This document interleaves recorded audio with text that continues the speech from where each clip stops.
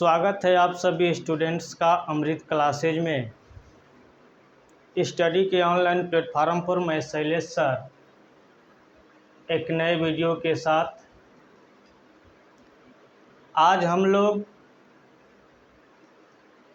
Past tense के अंतर्गत had plus infinitive to का प्रयोग पढ़ेंगे। इसके पहले हम लोग प्रेजेंट टेंस में हैज और हैव के साथ इन्फिनेटिव टू का प्रयोग पढ़े हैं। ठीक उसी प्रकार पास्ट टेंस में भी पढ़ना है। जो रूल उसमें था वही रूल पास्ट टेंस में भी है। उसमें हैज हैव के बाद इन्फिनेटिव का प्रयोग करते थे, इसमें हैड के साथ इन्फिनेटिव का प्रयोग करते हैं। प्रेजेंट टेंस में सिंगुलर नंबर सब्जेक्ट के साथ हैज का प्रयोग करते थे और प्लूरल नंबर सब्जेक्ट के साथ हैव का। लेकिन पास्ट टेंस में सब्जेक्ट सिंगुलर हो या प्लूरल, दोनों के साथ हैड का प्रयोग करेंगे। सब्जेक्ट सिंगुलर हो या plural, he she it name, I we they you, सभी सब्जेक्ट के साथ केवल हैड का प्रयोग होगा और उसके बाद हम इन्फिनेटिव का प्रयोग करेंगे। इसका पहचान है, इसके वाक्य के अंत में ना पड़ा, नी पड़ी, ने पड़े, ना था, नी थी, ने थे इत्यादि शब्द लगा रहता है। ऐसे वाक्यों से भी आवश्यकता, अनिवार्यता या बाध्यता का बोध होता है। प्रेजेंट टेंस में भी हम यही बात पढ़े हैं कि जिस हिंदी वाक्य के अंत में ना है, नी है, ने है, ना पढ़ता है, नी पढ़ती है, ने पढ़ते हैं, ना होता है इत्यादि शब्द लगा हो और उस वाक्य से आवश्यकता या अनिवार्यता या बाध्यता का भाव व्यक्त हो, तो उसमें हैज हैव के साथ हम इन्फिनेटिव टू का प्रयोग करते थे वर्ब से पहले। ठीक उसी प्रकार पास्ट टेंस में भी जिस हिंदी वाक्य के अंत में ना पड़ा दिया हो या ना था दिया हो, तो इससे हम समझेंगे कि इस वाक्य में कोई खास बात है, किसी कार्य को करने की आवश्यकता है या किसी कार्य को करने की अनिवार्यता है, जरूरी है, या किसी कार्य को करने के लिए बाध्य किया जाता है। ये सेंटेंस यही बतलाता है। अब हम लोग अफर्मेटिव सेंटेंस, निगेटिव सेंटेंस और इंटेरोगेटिव सेंटेंस का अध्ययन एक बार करेंगे। पहले हम लोग अफर्मेटिव सेंटेंस के स्ट्रक्चर को देखेंगे। सब्जेक्ट के बाद हैड का प्रयोग करेंगे, हैड के तुरंत बाद इन्फिनेटिव टू का प्रयोग करेंगे और वर्ब वन मतलब मुख्य क्रिया के प्रथम रूप का प्रयोग करेंगे। इसके बाद कोई ऑब्जेक्ट होगा तो ऑब्जेक्ट को लिखेंगे। ऑब्जेक्ट के बाद भी कोई अन्य शब्द आ जाए तो उसके लिखेंगे। सब्जेक्ट के बाद हैड, इसके बाद टू, इसके बाद वर्ब वन, ऑब्जेक्ट और अदर वर्ड्स। पहला एग्जाम्पल है, मुझे क्रिकेट खेलना था या मुझे क्रिकेट खेलना पड़ा।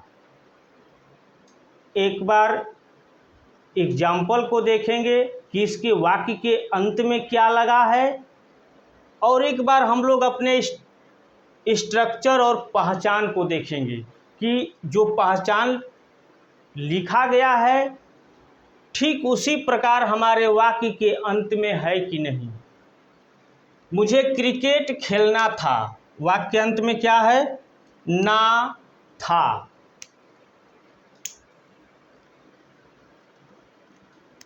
पहचान में क्या है? ना था, नी थी, ने थे।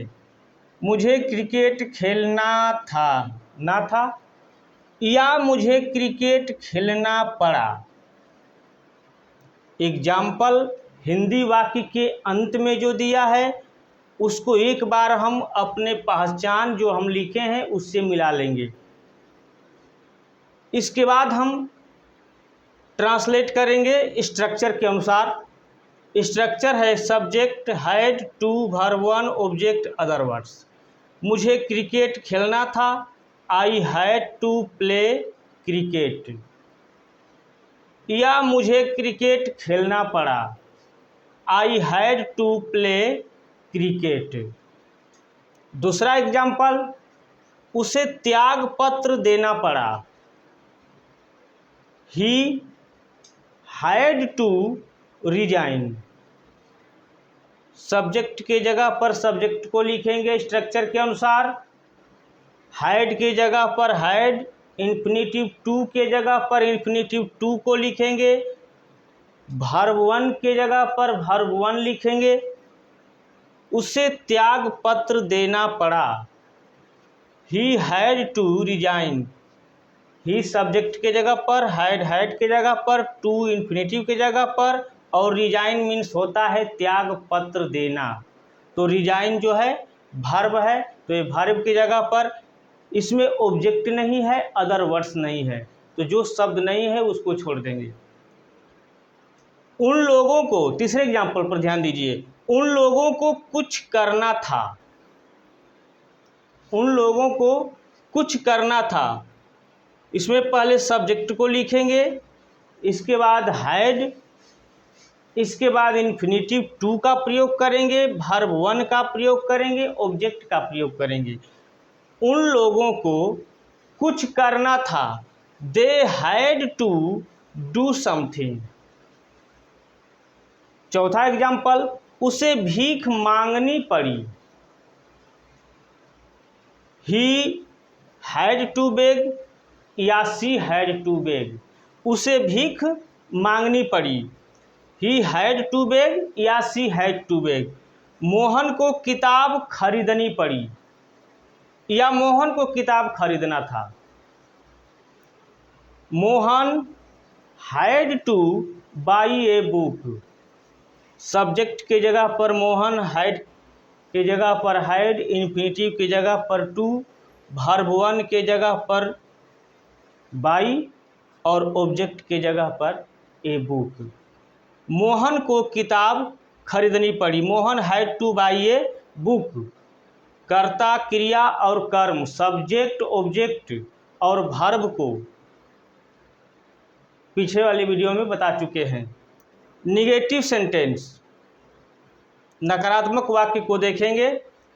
सब्जेक्ट के बाद हैड का प्रयोग करेंगे, इसके बाद नॉट, इसके बाद इन्फिनिटिव टू का प्रयोग करेंगे, इसके बाद verb one, object, other words. Affirmative sentence में था सब्जेक्ट के बाद हैड और टू, लेकिन इसमें जब निगेटिव सेंटेंस है तो हैड और टू के बीच में नॉट का प्रयोग करेंगे। मतलब हैड के बाद नॉट का प्रयोग करेंगे, इसके बाद इन्फिनिटिव का प्रयोग करेंगे। तुम्हें वहाँ नहीं जाना था, you had not to go there. दूसरे एग्जाम्पल को देखेंगे, मोहन को पटना नहीं जाना था, Mohan had not to go to Patna, या मोहन को पटना नहीं जाना पड़ा। तो भी बनाएंगे Mohan had not to go to Patna. उसे उपवास नहीं करना पड़ा, he had not to fast. He के जगह पर सी भी लिख सकते हैं, क्योंकि इसमें उसे है तो उसे दोनों आ जाएगा, स्त्री और पुरुष दोनों के लिए। तो he had not to fast या she had not to fast, दोनों लिख सकते हैं। आपको कुछ नहीं करना था, you had not to do something, या you had to do nothing. इसको ध्यान देंगे, यदि समथिंग का प्रयोग करते हैं कुछ के अर्थ में तो हैड के बाद नॉट का प्रयोग करना होगा। यदि कुछ के अर्थ में नथिंग का प्रयोग करते हैं तो हैड के बाद टू नॉट का प्रयोग नहीं करेंगे, क्योंकि नथिंग जो शब्द है यह निगेटिव सेंस देता है। इसलिए कुछ के अर्थ में यदि नथिंग का प्रयोग करते हैं तो हैड के बाद नॉट का प्रयोग नहीं करेंगे।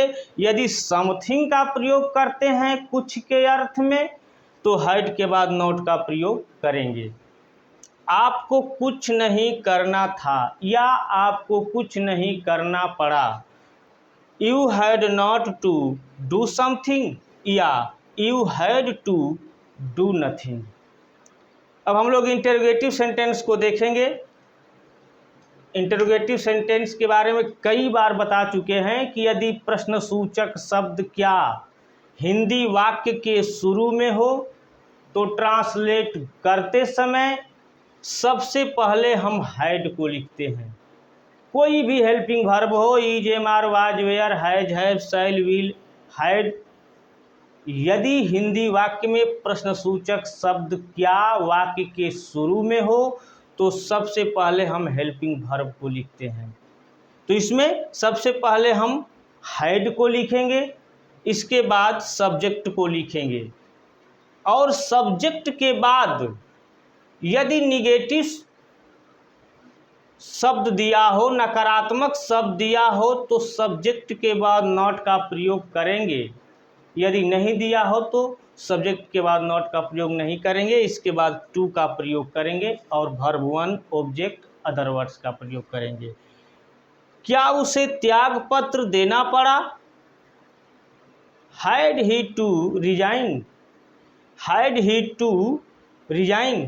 क्या राम को झूठ नहीं बोलना पड़ा? इसमें नकारात्मक शब्द है तो had Ram not to, Ram subject है, सब्जेक्ट के तुरंत बाद हम नॉट का प्रयोग करेंगे यदि नकारात्मक शब्द हिंदी वाले वाक्य में दिया हो तो। Had Ram not to tell a lie, had Ram not to tell a lie. अब हम लोग इंटरोगेटिव सेंटेंस के दूसरे स्ट्रक्चर को देखेंगे कि यदि प्रश्नसूचक शब्द क्या, कब, क्यों, कहाँ, कैसे वाक्य के बीच में आया हो तो सबसे पहले क्या, कब, क्यों, कहाँ, कैसे की अंग्रेजी लिखेंगे, WH वर्ड को लिखेंगे। उसे क्यों जाना पड़ा, यहाँ देखेंगे कि क्यों वाक्य के अंदर आया है तो पहले हम क्यों की अंग्रेजी लिखेंगे व्हाई, इसके बाद हैड को लिखेंगे, इसके बाद सब्जेक्ट को लिखेंगे, सब्जेक्ट के बाद टू का प्रयोग करेंगे, इसके बाद verb one object other words और क्वेश्चन मार्क को। Why had he to go, उसे क्यों जाना पड़ा, why had he to go. दूसरा, सीता को कहाँ ठहरना पड़ा, कहाँ बीच में आया है तो सर्वप्रथम इसकी अंग्रेजी where, had Sita to stay, where had Sita to stay, Sita को कहाँ ठहरना पड़ा। सोहन को त्याग पत्र क्यों नहीं देना था या सोहन को त्याग पत्र क्यों नहीं देना पड़ा तो why had Sohan not to resign, why had Sohan not to resign. इस टेंस में यही ध्यान देंगे कि सब्जेक्ट सिंगुलर हो या प्लूरल, दोनों के साथ हम हेल्पिंग वर्ब हैड का प्रयोग करेंगे।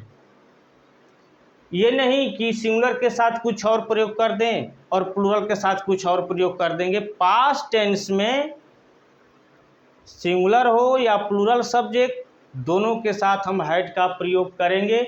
और हाँ, अभी तक जितने स्टूडेंट्स लाइक और सब्सक्राइब नहीं किए हैं, लाइक और सब्सक्राइब कीजिए, अपने दोस्तों में शेयर कीजिए और कमेंट कीजिए।